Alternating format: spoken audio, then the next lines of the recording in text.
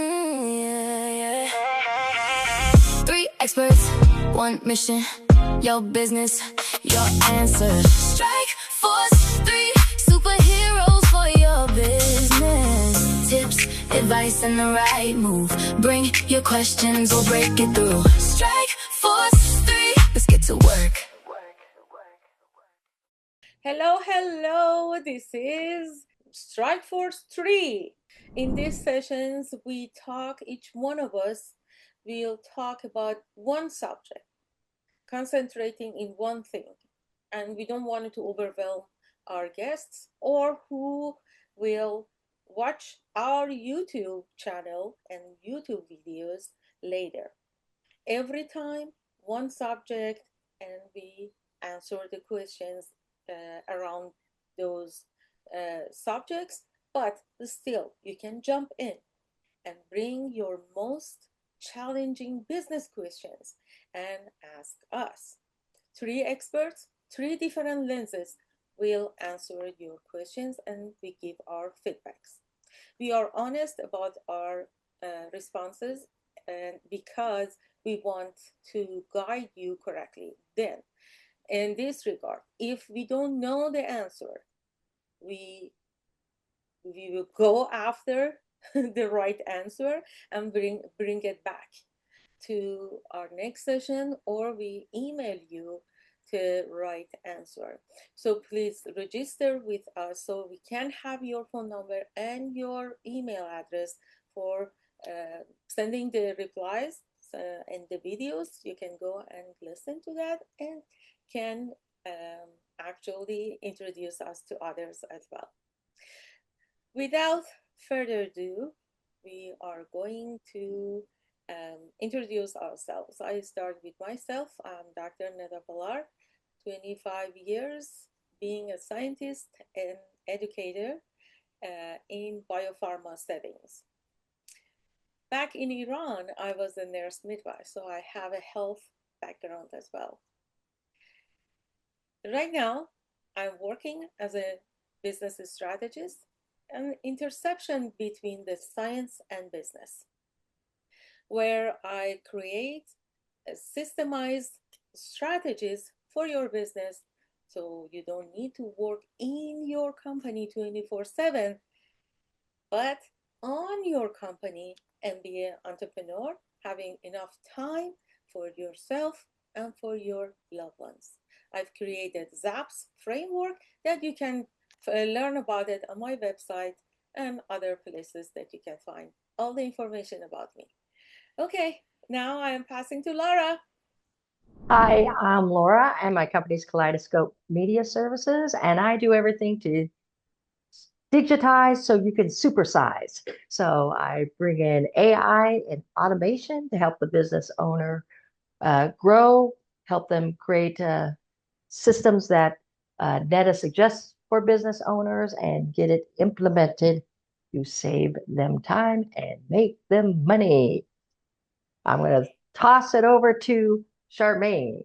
All right. Well, I am the money lady. My name is Charmaine Holland, and I have business it's called Holland Financial Consultants. I have helped entrepreneurs over the past 35 years to run a successful business by seeing what is working and what is not working on the balance sheet and the P&L. So I help you to be able to get in front of the investors or the funders so they can help you if you need to expand your business with loan or to be able to take your business to a whole new level by opening up another franchise or whatever's on your mind. So with that being said, I'm going to pass it over to Neda. Thank you.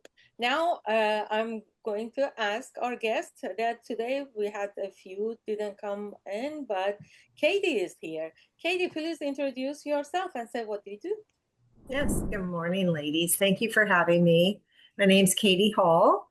I am lovingly known as Katie the Healthcare Lady. So that kind of tells you a little bit about what I do. So I have the whole gamut from traditional insurance to health sharing.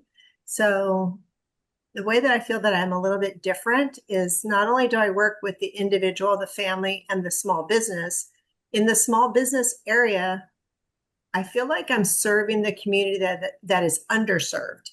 So the 5 to 15, a lot of insurance agents want to go for the big ones because you can imagine if you get 100 health insurance policies, like it's getting like 100 clients. So, but that's what I do. I've been in this space since 2011.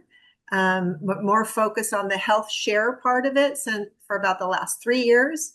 And then working with a new broker since the beginning of this year. So I'm very excited to grow, and I've got some things in place, but I wanted to not just be here for myself, but to support Netta. She's been visiting the hive. We call it hives. It's the queen bees.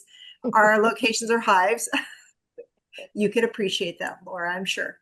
Because it's cute. But it's like we're very serious about passing leads and growing our businesses.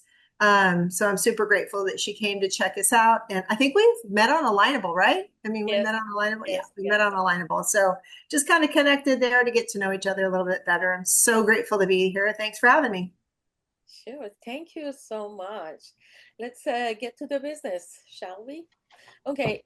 My part today, I'm going to talk about MDP. Actually, if you go and watch previous video, you will see that I explained a lot about market dominant positioning. And MDP is the reason people choose you instead of another business that looks similar on the surface. It's not about being the loudest. It's not about doing everything. It's about becoming clear, specific, and memorable enough that the right people understand why you are the right choice.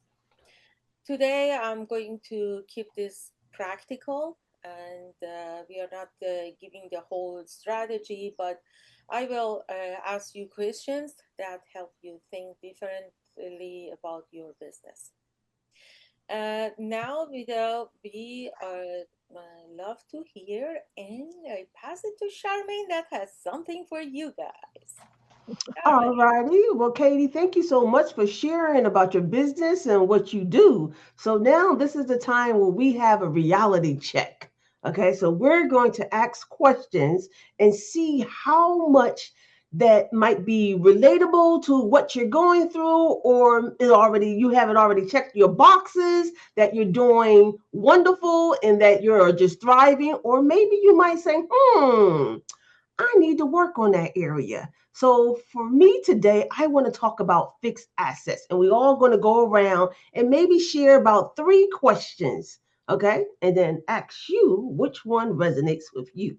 So the first one to talk about fixed assets. A lot of people do not use fixed assets, and because you've been in business since 2011, I just want to know, do you have anything on your fixed asset that helps and build your balance sheet so you can see your true equity of what your business value is? So, and once I give the questions, we all gonna put it in the chat so you can kind of just revisit the question, and then if you want to just add any comments to it, you can. So we're going to just take a couple of minutes, maybe just 15 seconds after each one asks the question, and then pass it to my next colleague. So it's about fixed asset. Repeat it again, fixed assets. How much do you have on your fixed assets, or do you know how to use the fixed asset on your balance sheet to increase your network, your capital of your business? Things that make you go, Yes. So now I'm going to pass it over to Laura. Okay, I am going to talk a little bit about how customers see your business. As business owners, sometimes we want to tell the world about us, but the name of the game is answering the clients or potential clients' questions.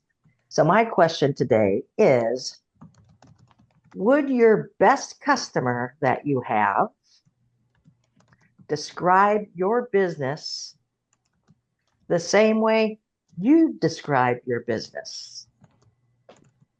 Would your best customer describe your business the same way you describe it? I put my question in there.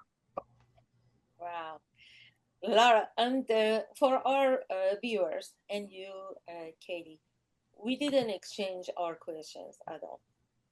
We just came with our own questions. We didn't say, hey, I'm going to go asking this or asking that. And then you will see the synchronizing between three different businesses that overlapping parts together.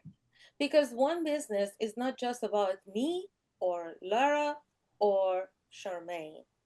A business is about, as I said, 22 levers and lots of experts that have to work with each other to make one business grow and scaling up. So this is not a one-man job. And Three superheroes. we are superheroes for your business. Okay, just look at this. Laura, actually, when you asked this, and you said, my question is very similar. And that question is, when someone asks what you do they understand your value in one sentence? Or do you have to explain it too much? What this is very important.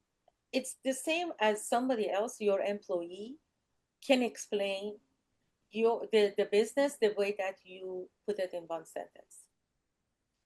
So everybody in that business, even back office, because they go to their friends and families, right? They talk. Can they explain it? That, for example, your employee say, I work for such and such, we do this and that.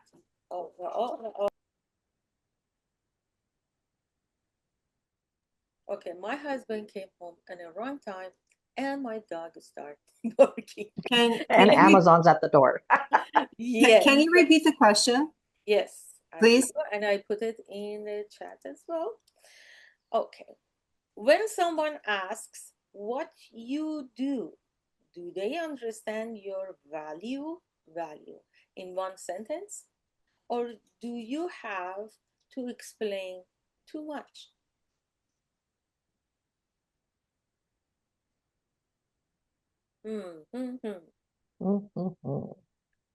Because first up, we have to talk it in one sentence, right? Okay, Charmaine, how's your second? Alrighty. So I love Katie's question when I talked about fixed assets. She says, I do not have fixed assets. And I'm thinking, I think you do have fixed assets.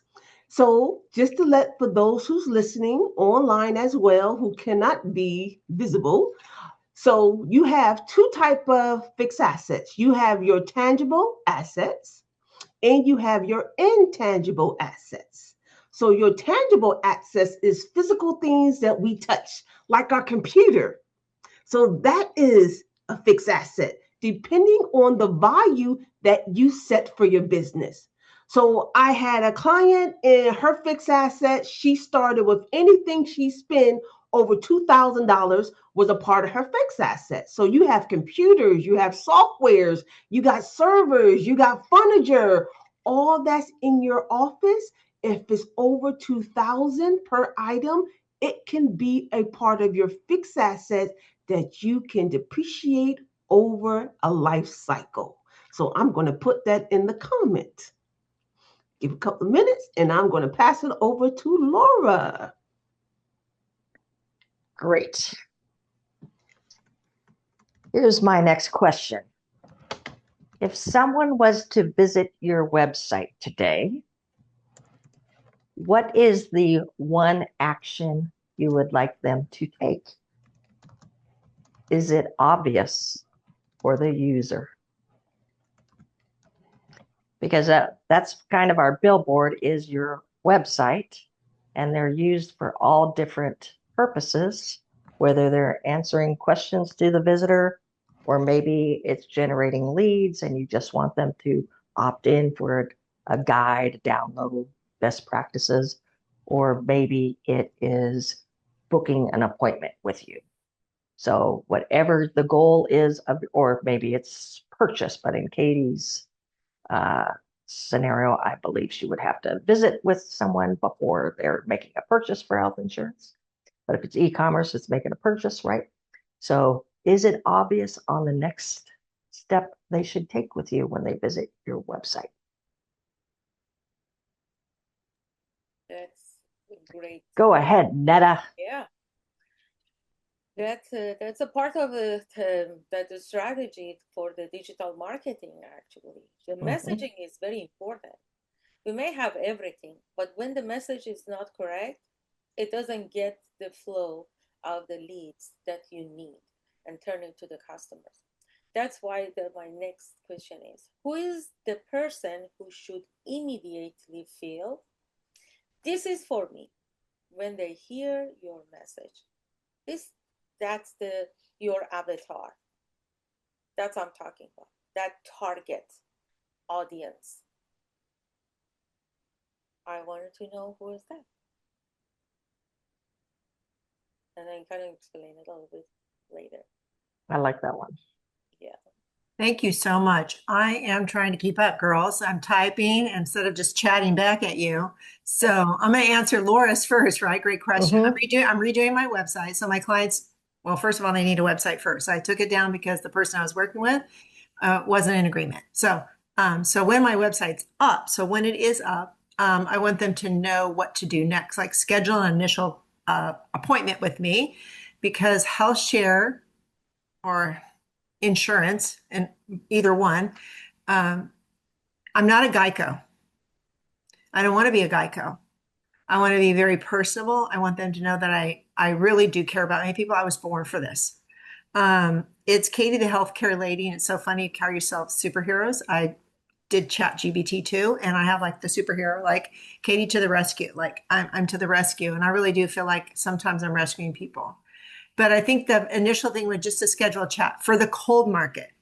Warm, we could just maybe go initially straight into, and I have that set up, a questionnaire knowing about them. I need to do insurance. I need to know their birthday. I need to know, about them so I can get those things. And then, sorry, Ned, I have to go back to your question. Who is the person who should immediately feel this is for me when they hear your message? Who is the person? One person is the person that just got laid off and or their company down, the downsized. That's the person that could talk with me, because the work or the HR department pretty much does everything for them and explains it, because most people will say, I don't really understand insurance. And I'm like, hey, I get it. I'm in the business and I'm still learning. But I got you.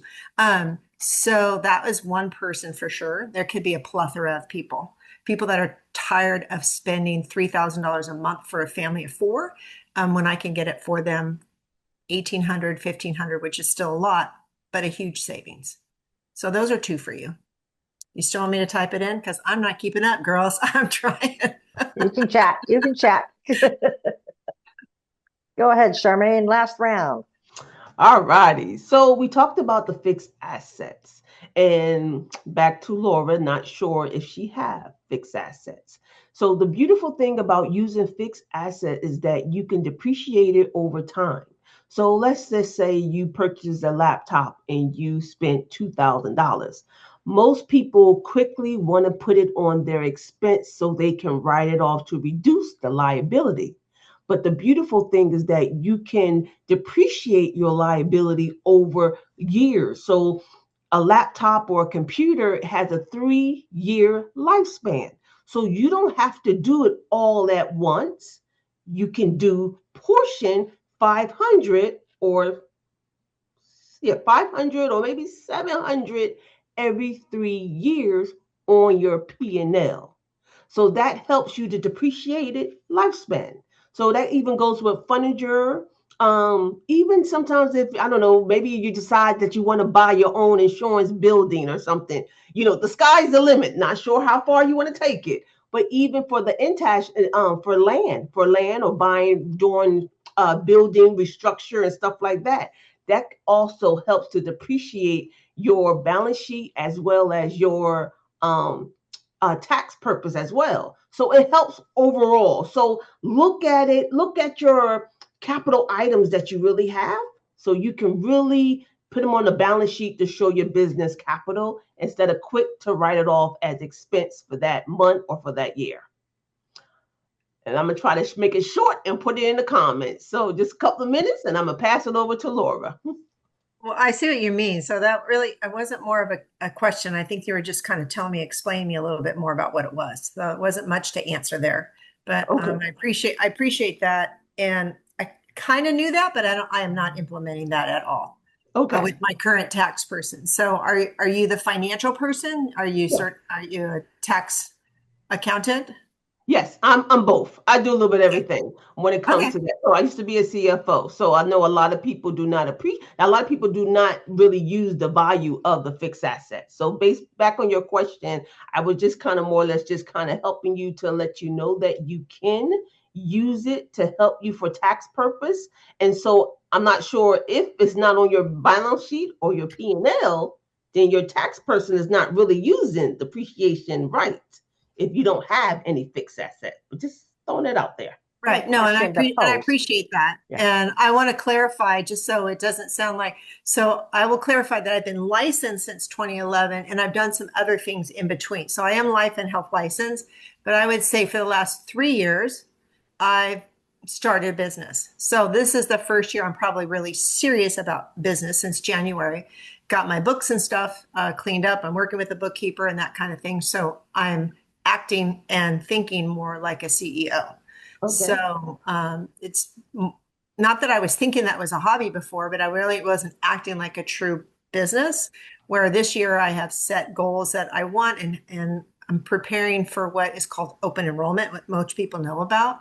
Although I can sign up people for insurance all year long. But this year I definitely have big goals and setting some systems in place with the broker. So Wonderful. just so you know that it has, I've been in business for a little while, but really serious in this since January, but mainly like 3 years ago, January. Okay, wonderful, wonderful. So now that you have a bookkeeper, ask her about fixed assets of items that you have purchased. Make sure she puts it in fixed asset or have a cap of what dollar amount would you consider would be items that should go in fixed assets. I will ask her about that. Okay, wonderful. Thank you. You're welcome. All right, Laura. Okay, here's a good one. Since Katie has big goals this year, which means lots of selling and lots of closing deals has to go on, right? So the question is, how many potential customers have said, I will think about it this month? And do you know why they said, I have to think about it? There you go. I should track that. I do. I do have a list of people that I talked to. Right now, everybody that I'm very grateful right now that people are reaching out to me. So I'm getting a lot of referrals. I'm not having to go and I'm not calling. I'm not doing cold calling. I'm getting referrals. So everyone that wanted to know, unless I could not help them, I don't know if I'd have to look. There's some numbers. I would say just the last week, like 3 referrals. They're all in the process of meeting with me and we're going to close. Yeah. But that doesn't always happen. A lot of them, I'm learning to ask better questions and hear my heart when I say this, not waste their time or my time because they're not the right fit. And I will, out of the goodness of my heart, help someone that really knows nothing. And I'll get them to the marketplace, even though I'm not certified in that area. I'll get them there. I just don't give them advice. I'm like, look, this is what you do. But I don't count those. I count that as benevolence. So at the moment, I can get you the numbers. It's not like right here, but I would say the last week where I've gotten 3 referrals, they're all in process. Yeah, it's just something to think about, because if you see something repetitive, since you're redoing your That's a great website, that would be something to put in your facts section, So Yeah, no, it's a great question, and facts. No, it's all good. It's all good. It's got my wheels spinning. I wouldn't say I'm super busy right now, but it's keeping me busy enough for me and my lifestyle that I want. But I am gearing up for open enrollment, and the brokerage that I'm working with is putting together some automation for that side, but I know there's probably other automation that needs to take place. So great question, Laura. Super. Yes, it is. Netta, bring us home there. Hey, the last one on my side. What is the one problem you want people to associate with your business first? What is the one problem you want people to associate with your business first? It's on the chat. So this makes exactly the point that Laura said. People go to fix their problems when they see the value, right? And then we as a business owners, we have to show them how fixing their challenges can bring the value to their business. It's not about the money. It's about the value, because any time you ask an expert, either from me, Neda, I need to, that your ZAPS framework, I want to systemize it, my processes in any different part of my business that I am struggling, or asking Laura, I wanted to save the time, I want to make some repetitive tasks be automated. Or you want to ask Charmaine, if at the beginning of the year I set up everything correctly, each quarter I go back and kind of sit with you and look at it and then fix it. By end of the year, you see how much time you will save, how much money you can save with not doing mistakes, right? Because the mistakes cost. And for entrepreneurs, time is money. So losing any time, either for yourself, with your loved ones, just because your business it's by guessing. So I'm going to do guess, maybe this one and maybe that one, still paying, but nothing getting any values in return, right? So what is the one problem you want people to associate with your business first? Okay, another great question. And thank you for that. So I was trying to follow and keep thinking about the question. I know. You can come Um, back and No. I mean, I was like, what one problem? It's a great question. And I'm thinking, what is the one problem that they have that they want me to fix, right? Is that, that's what you're asking. So what is the problem that they have that they're going to come to me and say, Katie's the person, Katie, the healthcare lady. And that's why I kind of started saying that, because my business Secure Hive they don't know what that means. So I just started saying, Katie, the healthcare lady. People immediately know what I do, even though there's other things that I do that I can help them with, but we can talk about that another time. It's like getting their initial needs. So what I want them to know is that I want them to know that I want to take the confusion and the fear out of getting healthcare, that there is a plan or something I can do to help them. And if not, if I have someone else to refer them to, I will do it. It's not that you're right. It's not all about the money, although I do make money at what I do and I want to continue to make money at what I do. I want them to know that they're first. And I'm not exactly sure how to word all that. Laura's wheels are turning on how to message that already. I know it. You can see it in her eyes. She's just like listening. And I'm trying to keep it short. So, I mean, I think that the questions that people would give me, it's like healthcare is like so confusing, Katie. And I'll just tease with them. I'm like, yeah, I get it. It's like financials. It's confusing for me too sometimes, but here's the good people news. Don't want to look at it, right? People just don't want to address healthcare. They don't want to address their finances, I've studied it. I want to put you in the best plan that I can. That's the best fit. As long as you all know, I mean, I just tell people this, as long as you know, none of these programs are perfect. None of them. Mm-hmm. The traditional one, the health share one, none of them, but we want to find one that fits for your family at the best price. We want to cut costs, but not care. So I have to think about that. How do I want that messaging to come across? Like, what is it? It's like, I want them to look at me like what you said, like with value, but I also have that my personality style is like, um, the good friend or the auntie where you feel super comfortable with talking to, because they do have to tell me some things. I mean, I'm licensed, I have to keep it confidential. I do need to know if there's illnesses involved because not every plan that I have is going to cover a serious illness and they're going to have to go to Marketplace. I have privatized insurance, so there is some underwriting potentially, and then just having conversations.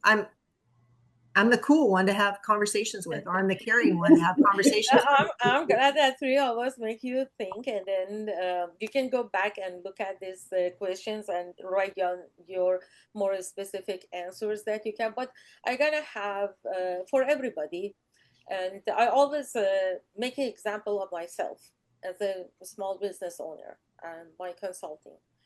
I can give this useful tip to whoever is there. You can just do it on your business. Do not lead with everything you do. This creates confusion, right? Lead with the clearest problem you solve. So put down whatever, Katie, all that you can do, but come with the clearest problem you solve. And this is for all business owners out there. One example, myself. Instead of I say, I help businesses grow. Okay, oh well, there are many others. So what with my business, I say I help business owners find the gap that is keeping their growth inconsistent. So that my ZAPS frameworks and systemizing, strategizing is fits to close that gap. When I say I'm intersection between the science and business, I am closing that gap. So with the scientific mind and the strategies, you grow and scale up. So think about that. Clear the problem, just one, and sprint, accelerate, fix it, go to the next one. And that saves you time and money. And actually burnout, huh? You don't need everything at once on you. That zaps the gap. Zaps the gap. Oh yeah, I like that. Zaps the gap. Oh, I'm gonna get that one. Perfect. Okay, Katie. We did our questions. You can, as I said, and everybody that are watching us later, just click and to stop, write down the questions that we made, and then answer it. And I recommend 4 or 5 days later, answer it again, and do it several times. After you look at your business as your own, that you are a client of your business, then you will see if you are satisfied with your answers. I like that. Yeah, and it's a like when I ask my girlfriends that they are looking for loved ones, and I say, do you have clear baseline for who you are looking for? Because it's based on who we are, right? And sometimes they said, oh, it's a lot, the list is very big. Believe me, I say the same thing. Hey, bring it to at least just 8 characteristics. What and how you can do it. Write it down, whatever. Imagine that perfect woman or perfect man, and then write it down, whatever you want, and then revisit it. And then you will check out and cross it, the ones that you can combine together, until you come for 5 or 6 characteristics. That woman or man is your love that you are looking for. And I did that. And whatever I'm saying here is a very live examples, or is my clients or my friends. That's one thing to close it up.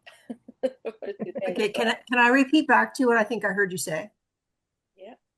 So you're asking me, I just copied the chat, so I will write those questions down, but you're asking me about like were you asking me like who my specific client is, and then write down what are all the things that are in my perfect client, and then to categorize it and crunch it down because you're a little low volume, so I'm Oh, struggling.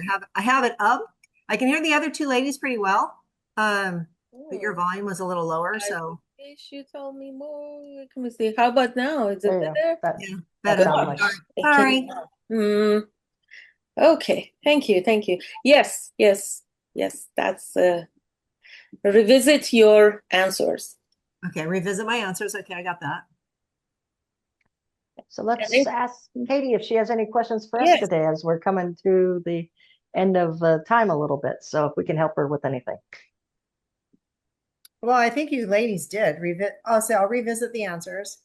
And then I got your number. I know how to reach you. Netta. Questions. I like to get to know people, I guess. What got you, for each one of you, what got you started into what you're doing now? We can start with Laura. We'll go out of order. I am a serial entrepreneur, so this is my last act, I think. I I think I've come out of transportation and logistics. Is my expertise, and I was fortunate to be early retirement, but I wasn't done yet. So I thought I had a lot of thought and lots of things to teach people. So I started teen entrepreneurship and online learning, and that was pre-COVID. So I started an online training development company in 2019. None of the high-level consultants thought they should go online, and they thought they should get paid thousands of dollars to travel the world and deliver their content to corporations.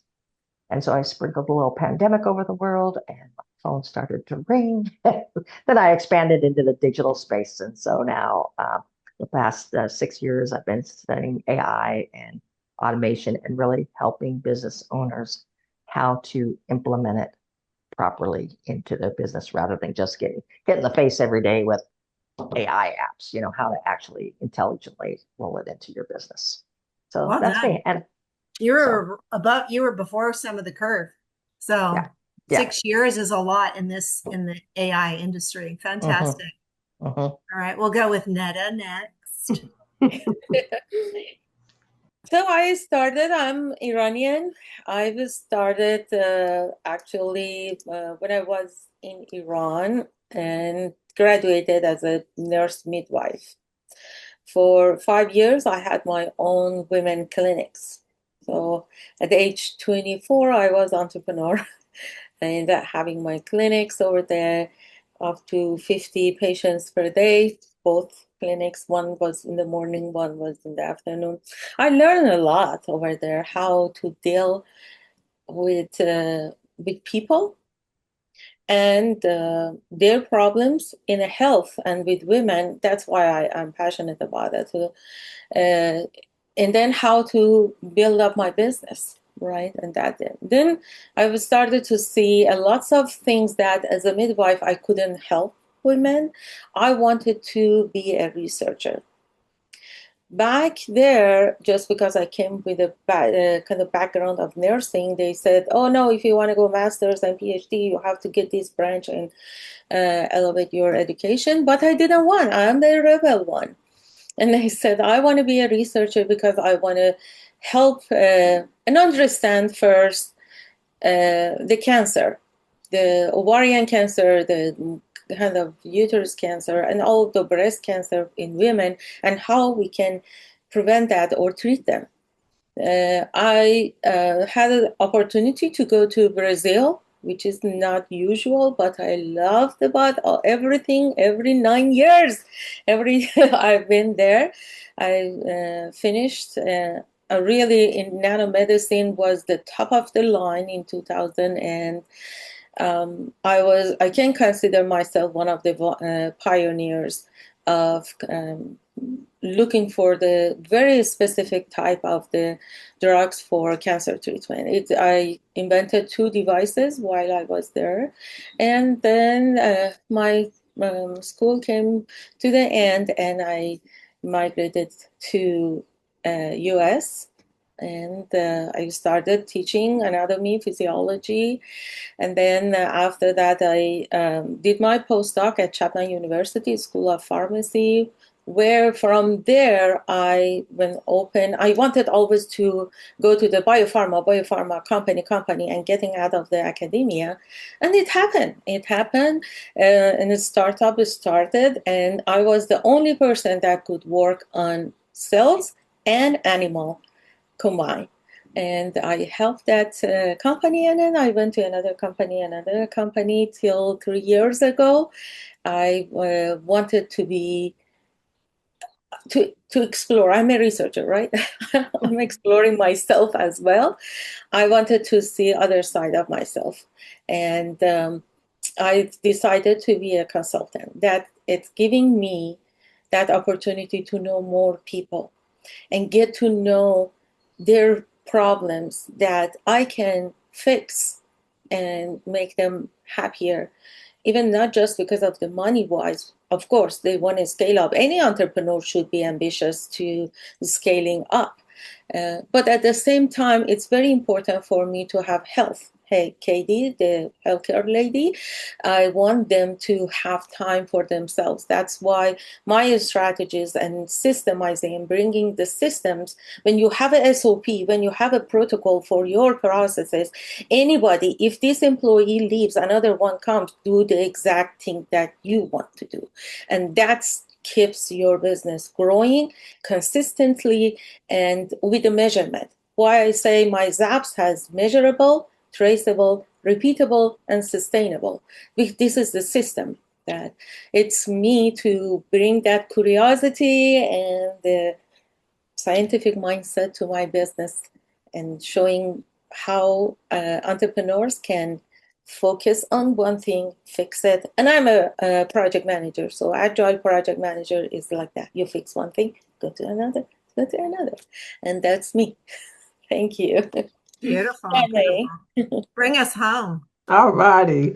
Well, well, I was raised and born in Philadelphia, and when I graduated from high school, before that, I was a teen mom. So I had a child when I was 14 years old, graduated from high school, left home at 18, came to California, and my first job was working with 3 entrepreneurs, and they seen so much potential in me, and I seen so much potential in them that they taught me everything about how to run a business. I mean, when it came to payroll, inventory, accounts receivable, accounts payable, everything that you need to run $1 million business, they taught me that, where I became the CFO by the time I was 33 years old. And so I did all the hiring, the firing, they wasn't even there anymore. But I will say by the time I was 35, it was so much stress from being the age of 20 working with them to the age of 35. I started having mini strokes, and that was close to the recession in 2009. And I heard Spirit says, it's time to go. You have maxed your capacity. And so I had to walk away. And then when the recession hit, I kind of started my own business, and I realized how entrepreneurs do not like looking at their numbers. And so that allowed me to take all my skill set and apply it into my business as a financial consultant of helping entrepreneurs understand their business on paper to see what's working and not working. And then COVID happened. And then God said, get out in the world and go help people. And I used to be an introvert, and that allowed me to go out and be in Toastmaster and share my story as the teen mom and financial consultant, a fashion designer. So I'm pretty much self-taught individual of how to do with everything that's inside of me to put out into the world. And so I do that. And I love every bit of going out and pouring into people and helping them to really see what works and how to be successful in this world, because they can.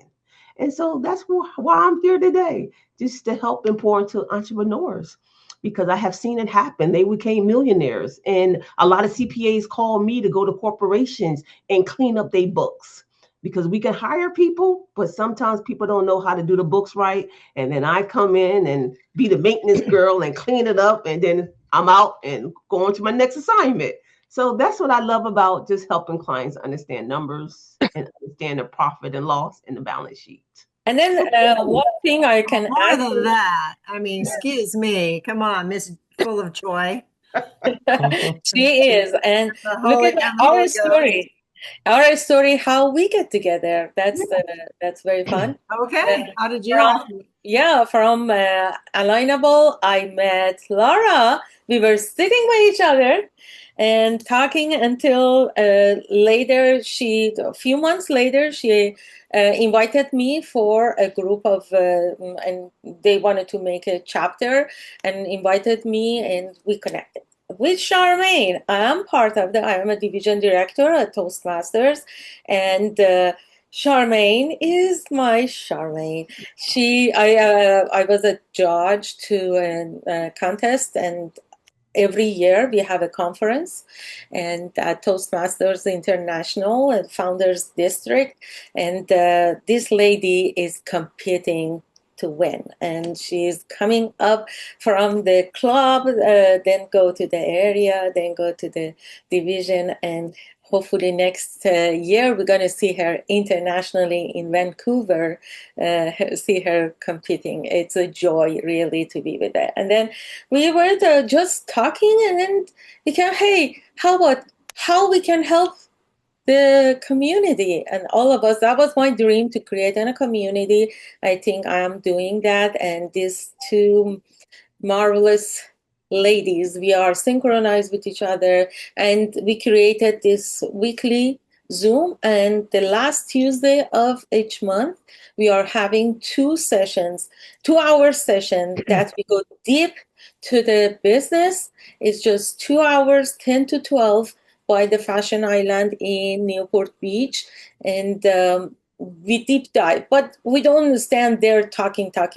No, we present and we make our guests to work. And then, or the puzzles or the game, we want to keep it fun at the same time that is super educational. So we are inviting you and whoever is listening to us each last Tuesday of month at 10 to 12. A live location. It's live. It's in person. Right. Because and it's a very small group because we want to keep the interaction between us and the guests, and the guests between each other. So that's another point that we are helping. And whoever comes to our these Tuesdays, actually, this is a free advertising for your business, isn't it? So we are posting in our social media. We have the YouTube channel that you can go and follow us, follow our YouTube channel, like our videos, share them if you want to help other entrepreneurs to learn how to fix their problems and challenges. Thank you so much for today, everybody, and have a very great week ahead. 3 experts, 1 mission, your business, your answer. Strike Force 3 superheroes for your business. Tips, advice, and the right move. Bring your questions, we'll break it through. Strike Force 3, let's get to work.